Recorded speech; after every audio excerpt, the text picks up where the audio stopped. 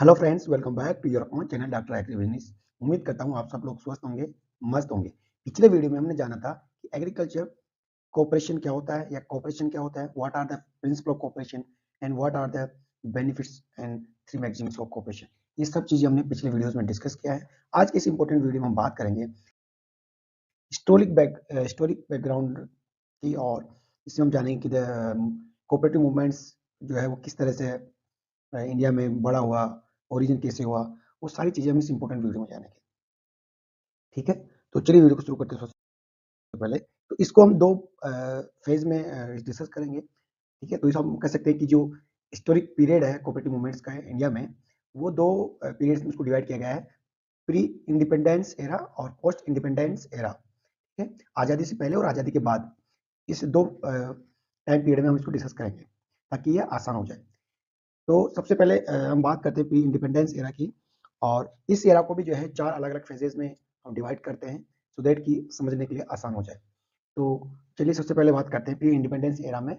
First initial phase का modification phase और expansion phase, और लास्ट में है रिस्ट्रक्चरिंग फेज। तो कैसे इंडिया में इसकी शुरुआत हुई और कैसे इसका जो है ये आगे बढ़ा, और फिर कैसे कोलैप्स हुआ, फिर कैसे रीस्ट्रक्चर हुआ, फिर कैसे खड़ा किया गवर्नमेंट ने, सारी चीजें इस इंपॉर्टेंट वीडियो में हम डिस्कस करने जा रहे हैं। वीडियो बहुत ही इंफॉर्मेटिव, बहुत ही नॉलेजेबल, बहुत ही यूजफुल होने वाला है। वीडियो के साथ अंत तक बने रहिए। आज मैं आपका सारा history of cooperative movements in India में क्लियर कर देने वाला हूँ। तो आपको जैसे पता है कि जो ओल्डन डेज थे, जो आज़ादी के पहले जो हमारा रूरल क्रेडिट था, वो जनरली जो है मनी लेंडर्स और जो लैंडलॉर्ड्स थे उन्हीं के जो एजेंसीज थी उन्हीं से वो डोमिनेटेड था।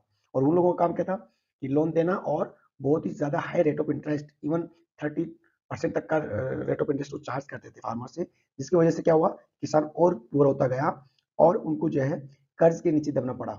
तो ऐसे केसेस में क्या हुआ कि किसानों में असंतोष जगा, किसानों में एक जो रिवोल्ट्स का फीलिंग आया, वो किसानों और जो लैंडलॉर्ड्स के बीच में कॉन्फ्लिक्ट होने लग गया। ठीक है, तो this precarious situation triggered a sort of agitation by the farmers against private money lenders in the certain areas। तो उसकी वजह से क्या हुआ कि वो अलग अलग जगह पे जो किसान है ना, वो मनी लेंडर्स के खिलाफ आंदोलन करने लगे, प्रोटेस्ट करने लग गए, उनसे लड़ाई झगड़ा होने लग गया, और ह्यूमन राइट्स की सिचुएशन हो गई। तो ऐसा एक केस हुआ था महाराष्ट्र की जो है पूना और अहमदनगर में, जहाँ पे बहुत ज्यादा जो है एजिटेशन और प्रोटेस्ट फार्मर्स ने किया प्राइवेट मनी लेंडर्स के खिलाफ। तो जो नॉन इंस्टीट्यूशनल फाइनेंशियल जो इंस्टीट्यूट्स थे, एजेंसीज थे, वो बहुत ज़्यादा शोषण कर रहे थे, बहुत ज़्यादा स्थिति खराब हो चुकी थी। तो उसकी वजह से गवर्नमेंट को जो है इमीडिएटली जो रिलीफ देने के लिए गवर्नमेंट ने 3-4 कानून लाए, और कानून की मदद से उन चीज़ों को कंट्रोल किया। ठीक है, तो उसमें जो है ये आता है डेक्कन एग्रीकल्चर रिलीफ एक्ट 1879, और लैंड इंप्रूवमेंट लोन एक्ट 1883, और agriculturist loan act 1884। In act के माध्यम से गवर्नमेंट ने जो लैंडलॉर्ड्स थे, जो प्राइवेट मनी लेंडर्स थे, उनको कंट्रोल करने की कोशिश किया, सिचुएशन को इसके आधार पर कंट्रोल किया, और कुछ रिलीफ गवर्नमेंट के द्वारा किसानों को दिया गया, लेकिन वो काफी नहीं था। उसी टाइम पे जो है बाकी कंट्रीज चाहे जर्मनी हो, इंग्लैंड हो, वहां पे जो कोऑपरेटिव क्रेडिट सोसाइटीज थी या कोऑपरेटिव ऑर्गेनाइजेशन थी, वो वहां पे काफी बड़े से काम कर रहे थे, वहां पे उसकी चर्चाएं हो रही थी। ठीक है, तो इंडिया में जब इसका जो शुरुआत कैसे हुआ उस पर हम थोड़ा चर्चा करते हैं कि भाई जो उस टाइम का जो गवर्नमेंट ऑफ मद्रास था, उन्होंने एक पैट्रिशियन निकोलसन जो एक थे, उनको एक जिम्मेदारी दी कि भाई आप जो है जर्मनी में जो विलेज बैंक है उनकी बड़ी चर्चा है, उनके बड़े नाम है, वो कैसे काम करते हैं, इंडिया में पॉसिबिलिटी है कि नहीं, चाहिए आप स्टडी करके आइए और रिपोर्ट दीजिए। तो 1892 में ये उनका चर्चा चला, और जो उन्होंने वापस वहां से स्टडी करके आए और अपना यहाँ पे रिपोर्ट सबमिट किए, और उन्होंने एक स्लोगन दिया, फाइंड रेफिशिएंट। फाइंड रेफिशिएंट मतलब रेफिशिएंट को खोजिए, इंडिया में रेफिशिएंट को खोजिए, या कहने का मतलब है कि इंडिया में भी रेफिशिएंट मॉडल पे आप विलेज बैंक स्टैब्लिश करिए। ठीक है, तो 1901 में इंडियन फेमिन कमीशन और एक committee headed by Edward Law sir Edward Law, उन्होंने दोनों रिकमेंड किया कि भाई जो क्रेडिट सोसाइटीज और रेफिशिएंट मॉडल जो है होना चाहिए इंडिया में, सो देट की जो क्रेडिट का जो स्केर्सिटी है उसको मैनेज किया जाए, उसको हैंडल किया जाए। तो on that recommendation first cooperative credit act come into existence in 1904 1904 में पहला भारत का कोऑपरेटिव क्रेडिट सोसाइटी एक्ट पास हुआ, अस्तित्व में आया, और उसी टाइम पे अस्तित्व में आया आपका पैक्स। ठीक है, कोऑपरेटिव क्रेडिट सोसाइटी जो है वो आपका अस्तित्व में आया 1904 में इस एक्ट के अंतर्गत। ठीक है, तो सबसे पहले इंडिया में जो कोऑपरेटिव मूवमेंट स्टार्ट कब हुआ था? 1904 में। क्वेश्चन आता है, आप लोग ध्यान रखिएगा। ठीक है, तो ये जो कोऑपरेटिव क्रेडिट सोसाइटी एक्ट 1904 आया, इसमें कुछ प्रोविजंस गवर्नमेंट ने दिए हैं। वहाँ पे जो है रूरल और अर्बन सोसाइटी को डिफाइन किया अलग से। और अर्बन सोसाइटी किसको कहेंगे? जिससे मोर देन 80% जो है मेंबर्स जो वो फार्मिंग कम्युनिटी के होंगे, रूरल एरिया से होंगे, तो इसको रूरल सोसाइटी माना जाएगा। और अगर मोर देन 80% या 80% लोग अर्बन एरिया से या सब अर्बन एरिया से रहेंगे, तो वो अर्बन सोसाइटीज में काउंट होगा। तो इस तरह का डेफिनेशन उसमें दिया गया। और इन दोनों का चाहे वो अर्बन हो या कोऑपरेटिव, अर्बन हो या रूरल कोऑपरेटिव सोसाइटी, जो उनका जो कंट्रोलिंग था, जो उसको चलाने का जो जिम्मेदारी था, वो रजिस्ट्रार ऑफ कोऑपरेटिव्स को दिया गया। और इसी एक्ट में बोला गया principle of one man one vote जो है होना चाहिए। एक आदमी एक ही वोट दे, चाहे वो गरीब हो, अमीर हो, बड़ा फार्मर हो, छोटा फार्मर हो, मने कोई भी हो, मतलब। ठीक है, तो इस तरह की व्यवस्था भी इसमें की गई। उसके बाद में आपका जो इनिशियल जो फेज था वो खत्म हो जाता है यहाँ पे। इनिशियल फेज कब से चला? 1904 से 1912 तक। अब 1912 में जो है आपका दूसरा स्टेज आता है, मॉडिफिकेशन फेज।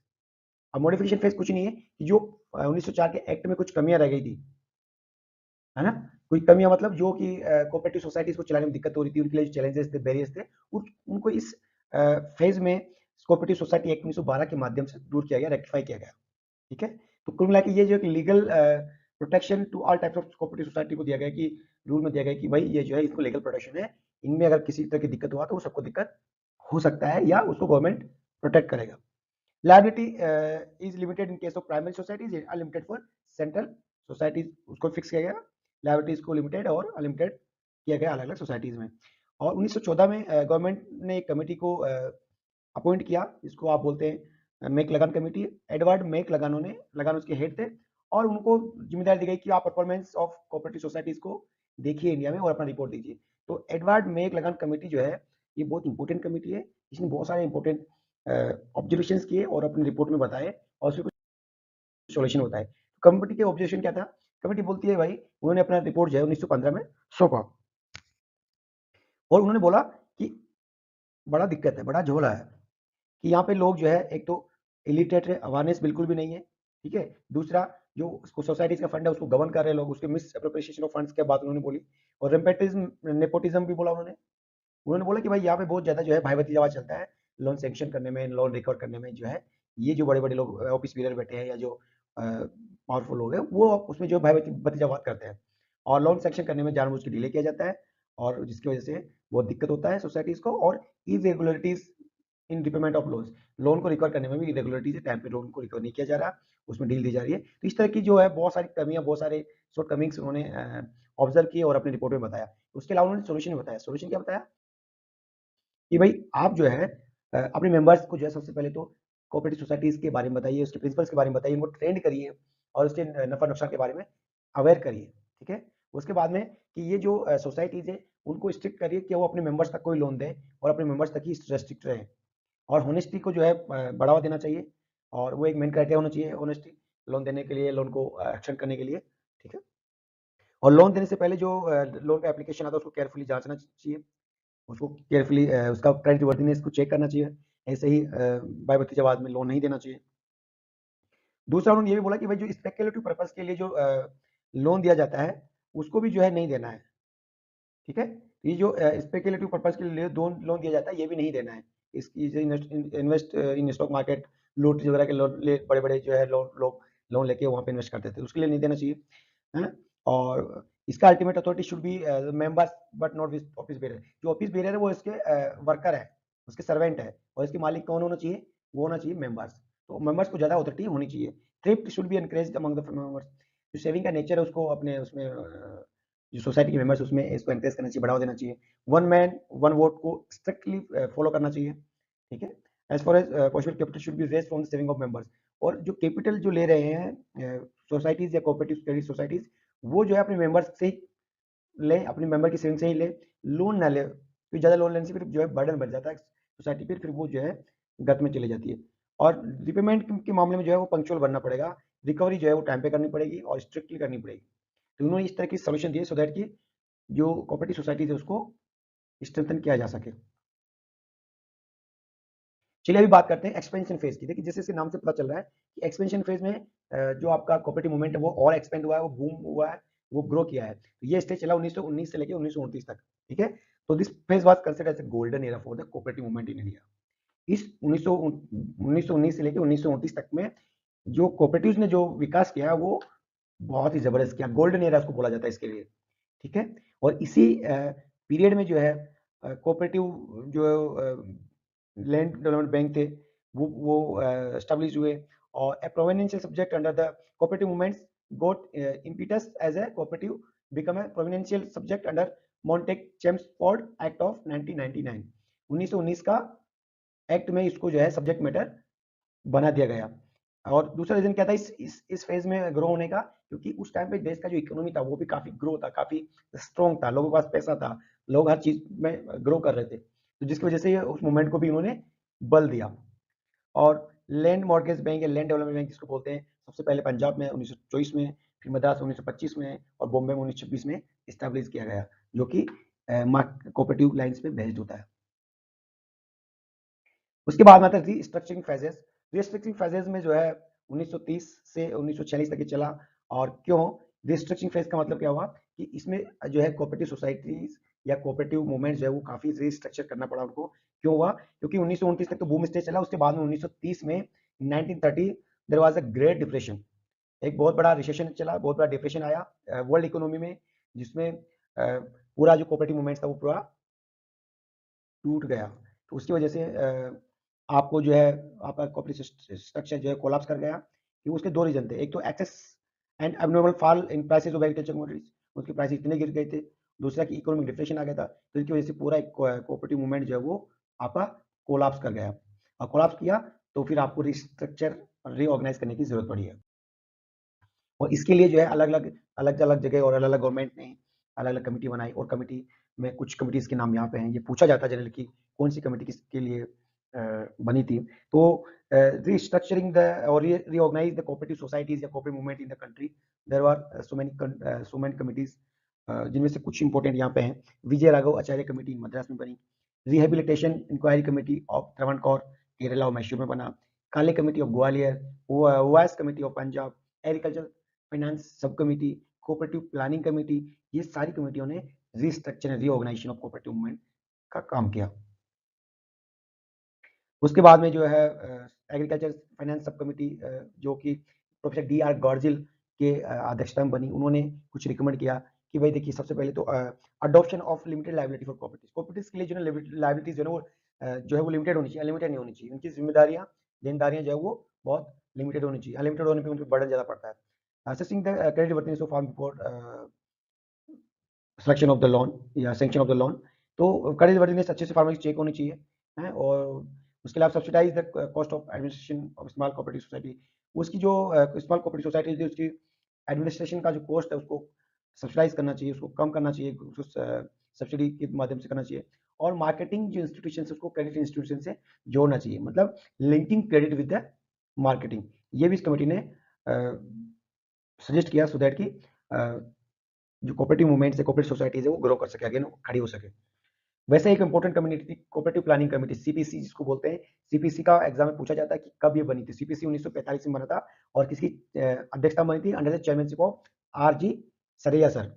तो आर जी सरैया इसके अध्यक्ष थे, और उन्होंने भी जो है पॉइंट आउट किया कि limited progress of cooperative is due to the laissez faire policy of government and illiteracy of the people. उन्होंने कहा कि ये जो कचरा हो रहा है सोसाइटीज का, ये जो लिमिटेड प्रोग्रेस हुआ है, उसकी वजह दो मेन रीजन बताया इस कमेटी ने। एक तो गवर्नमेंट को इंटरवेंशन नहीं करता है, दूसरा कि लोग जो है अवेयर नहीं है, पढ़े लिखे नहीं है, उसके जो मेंबर्स है वो पढ़े लिखे नहीं है। ये था प्री इंडिपेंडेंस एरा का हिस्ट्री। अभी हम बात करेंगे पोस्ट इंडिपेंडेंस एरा का। पोस्ट इंडिपेंडेंस एरा का हिस्ट्री जानने से पहले हमको ये जान लेना चाहिए कि आज़ादी के जस्ट बाद 1951 में जो है हमारे यहाँ पे 5 ईयर प्लान चलने लगे थे। 5 ईयर प्लान में हम लोग जो है 5 साल का प्लान बनाते थे कि इकोनॉमी को कैसे कैसे उसको टारगेट्स बनाते थे कि कैसे कैसे अचीव करना है, कैसे इकोनॉमी को ग्रो करना है, सेक्टर वाइज को डिवाइड करते थे, किस सेक्टर में फोकस करना है, गवर्नमेंट कितना बजट देना है, सारी चीजें जो है 5 ईयर प्लान में करते थे। तो अब जो हम डिस्कस करेंगे ये इस तरह से हिस्ट्री समझने की कोशिश करेंगे कि कौन से 5 ईयर प्लान में गवर्नमेंट ने किस चीज पे फोकस किया और कोऑपरेटिव सेक्टर्स को, कोऑपरेटिव सोसाइटीज के लिए गवर्नमेंट के क्या प्रोविजंस रहे, क्या अमेंडमेंट्स रहे, क्या कुछ डेवलपमेंट रहा। तो वन बाय वन हम जो है इसको डिस्कस करेंगे। हाल दो कि ये कोई जरूरी नहीं है कि वो हर प्लान में कोऑपरेटिव पे विशेष ध्यान दिया गया, क्योंकि आजादी के जस्ट बाद में इंडिया का और हमारे देश का जो हालत जो है वो बहुत खराब था।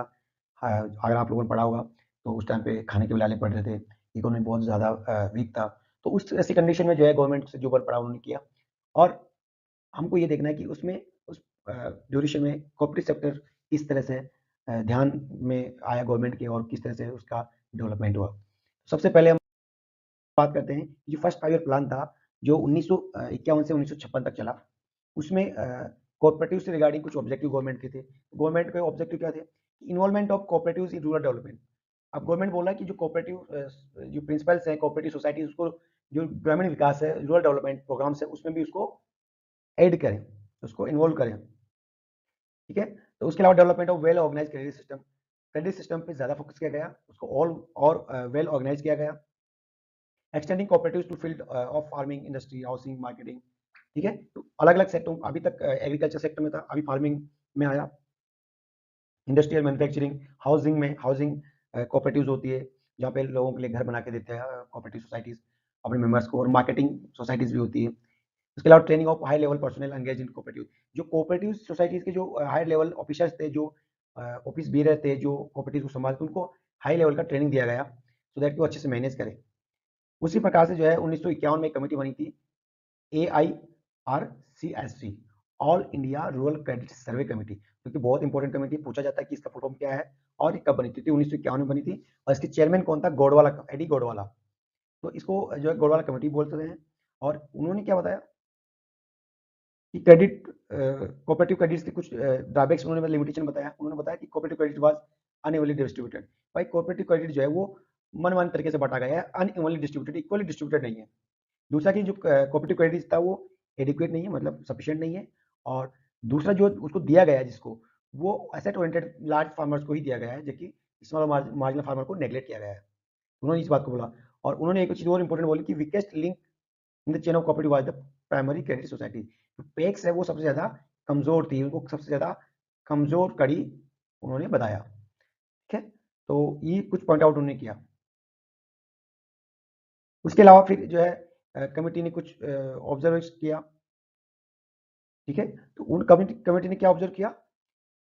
All India rural credit survey committee ने तो ऑब्जर्व किया कि cooperation has failed in India but must success. उस कमेटी ने बोला कि ये फेल हो गया है इंडिया में, बट ये सक्सेस होना चाहिए। अगर आपको ग्रो करना है, आपको इकोनॉमी को सुधारना है, लोगों का भला करना है, तो आपको इसको सक्सेसफुल बनाना पड़ेगा। और उन्होंने कुछ रिकमेंडेशन दिया उसको सक्सेसफुल बनाने के लिए। एक तो जो है गवर्नमेंट को इस पर ध्यान देना चाहिए, गवर्नमेंट का पार्टनरशिप होनी चाहिए कोऑपरेटिव में सभी लेवल पे, चाहे ग्रामीण लेवल का हो, चाहे डिस्ट्रिक्ट लेवल पे, चाहे स्टेट लेवल पे। दूसरा कोऑर्डिनेशन होना चाहिए, credit marketing and processing cooperative societies जो होती है उनमें आपस में कोऑर्डिनेशन होना चाहिए। मतलब जहाँ से क्रेडिट लेते हैं वही जो है आप मार्केटिंग सोसाइटी से साथ टाइप करेंगे और बोलेंगे कि आपका जब माल आपके पास बिकेगा तो आप पेमेंट हमारा डायरेक्ट करिए। आपस में मिलजुल के काम करना पड़ेगा। ठीक है, और वेयर हाउसिंग कोऑपरेटिव को भी अच्छे से डेवलप करना चाहिए, और सभी जगह पे जो पर्सोनल है उनको अच्छे से ट्रेनिंग देना चाहिए। ये सभी उन्होंने बोला। सेकेंड 5 ईयर प्लान में कुछ ज़्यादा नहीं है, लेकिन कुछ ऑर्गेनाइजेशन डेवलप हुए। National cooperative development and warehousing board establish किया 1956 में, जो कि सब मेजर अचीवमेंट है सेकंड 5 ईयर प्लान में। 1956 से 1961 तक ये चला। ठीक है, इसी पीरियड में जो है setting up of producers cooperative and processing cooperative start किया गया। ठीक है, और इन 1959 कमेटी ऑन कोऑपरेटिव्स बना, honour chairman V L Mehta की चेयरमैनशिप में एक कमेटी बना 1959 में। और उन्होंने बोला कि membership in a cooperative should not be too large and each village falling under the service area of the cooperative society should be at a distance of less than 3-4 miles। वो कह रहे हैं कि एक तो बहुत ज्यादा बड़ी इसकी मेंबरशिप नहीं होनी चाहिए। दूसरा जो इसका एरिया है, ठीक है, वो आपका ज्यादा नहीं होना चाहिए, 3 से 4 माइल के डिस्टेंस का एरिया इसमें कवर होना चाहिए। और कमेटी ऑन तकावी लोन, जिसको हम तकावी लोन बोलते हैं, उस पर कमेटी बनी, और कमेटी ने बीपी पटेल की अध्यक्षता में कमेटी बनी 1961-62 में। ठीक है, तो उन्होंने बोला कि cooperative should provide loans to farmer for carrying out agriculture operations and land improvement. This loan should be given only to the farmers under distress condition. ठीक है, तो कमेटी ने बोला कि जो तकावी लोन या गवर्नमेंट लोन जो है वो मिलना चाहिए फार्मर्स को केवल डिस्ट्रेस कंडीशन में, अकाल पड़ गया या कोई बाढ़ आ गया उस कंडीशन में ये जो है तकावी लोन देना चाहिए, उन्होंने ऐसा बोला एग्रीकल्चर ऑपरेशन के लिए और लैंड को इंप्रूव करने के लिए। तो committee on cooperative administration headed by VL Mehta, उन्होंने एक बात बोला है, supervision of cooperative at grass root level that is PACS should be by district cooperative banks. उन्होंने बोला कि डिस्ट्रिक्ट कोऑपरेटिव बैंक्स है वो ही सुपरवाइज करना चाहिए पैक्स को, ठीक है। तो ये इस कमेटी का ऑब्जर्वेशन था और उन्होंने ये एक सजेशन दिया। नेक्स्ट 5 ईयर प्लान में जो है बहुत ज़्यादा कुछ डेवलपमेंट हुआ नहीं, लेकिन इतना हुआ कि इन्होंने एम्फसाइज किया दी रिवाइटलाइजेशन ऑफ डोरमेंट सोसाइटी। जो डोरमेंट सोसाइटी थी, जो डेड सोसाइटी हो गई या जो बहुत डोरमेंट थी, उस सोसाइटी पे उन्होंने फोकस किया। उसके अलावा कोऑपरेटिव क्रेडिट और कोऑपरेटिव फार्मिंग पे भी उन्होंने फोकस किया। उसके अलावा इसमें बड़े इस 5 ईयर प्लान में बड़े इसके मेजर जो अचीवमेंट्स थे वो था एस्टेब्लिशमेंट ऑफ एनसीडीसी 1963 में, एनएफसीएसएफ, ठीक है, और उसके अलावा SFDA small farmers development agency, marginal farmer development agency और रूरल इलेक्ट्रिफिकेशन कॉर्पोरेशन। ये इनका एस्टेब्लिशमेंट और इनका सेटअप होना इस पर्टिकुलर प्लान का अचीवमेंट्स था, जो कि चला 1961 से 1964 तक। तो ये भी एग्जाम में पूछा जाता है कि कौन सा प्लान का ड्यूरेशन क्या था, आपको पता होना चाहिए कौन से प्लान में कौन सा ऑर्गेनाइजेशन एस्टेब्लिश हुआ, ये भी आपको पता होना चाहिए, तक एग्जाम में पूछा जाता है। Third year fourth 5 year plan में क्या हुआ, पांचवी पंचवर्षीय योजना में क्या हुआ था, उसमें कुछ नहीं हुआ था। उसमें rehabilitation and reorganisation of district cooperative credit societies, उनको जो है रीऑर्गेनाइज किया गया for smooth flow of the cooperative credit. मिडा कमेटी बना, उन्होंने कुछ रिकमेंडेशन दिया उसको इम्प्रूव करने के लिए। और सबसे बड़ा अचीवमेंट इसमें था कोऑपरेटिव सेक्टर में Indian farmers fertilizer corporation limited IFFCO का स्थापना। इफको की स्थापना कांडला गुजरात में हुआ 1967 में। ये भी एग्जाम में पूछा जाता है, तो आप इसको ध्यान रखिएगा कि इफको की स्थापना कब हुई और कहाँ हुई और इफको का फुल फॉर्म क्या होता है। उसके अलावा जो आपका पांचवा पंचवर्षीय योजना था, उसका जो मेजर ऑब्जेक्टिव था वो था फार्मर सर्विस कोऑपरेटिव सोसाइटीज जो उनके स्टेब्लिशमेंट हुआ। ये फार्मर सर्विस कोऑपरेटिव सोसाइटी, जिसको आप एफ एस एस भी बोलते हैं, ये जो है इनकी स्थापना इसी 5 ईयर प्लान में हुआ। और इनका काम क्या था कि जो weaker section of the rural areas है, उनके जो स्मॉल फार्मर्स है, मार्जिनल फार्मर्स है, एग्रीकल्चर लेबर है, रूरल आर्टिसंस है, उनको ये क्रेडिट फैसिलिटी या बैंकिंग फैसिलिटी प्रोवाइड कर रहा है, उनको स्पेशली फोकस कर रहा है उनके डेवलपमेंट के लिए काम करना। यही इसका मेन ऑब्जेक्टिव था इसका। 6 5 ईयर प्लान में जो strengthening the linkage between consumer and marketing society, उसमें जो मार्केटिंग और कंज्यूमर सोसाइटी थे उनको उनके लिंक को और स्ट्रेंथन करना था और मजबूत करना था। इसमें मोटा मोटा ये हुआ, ठीक है।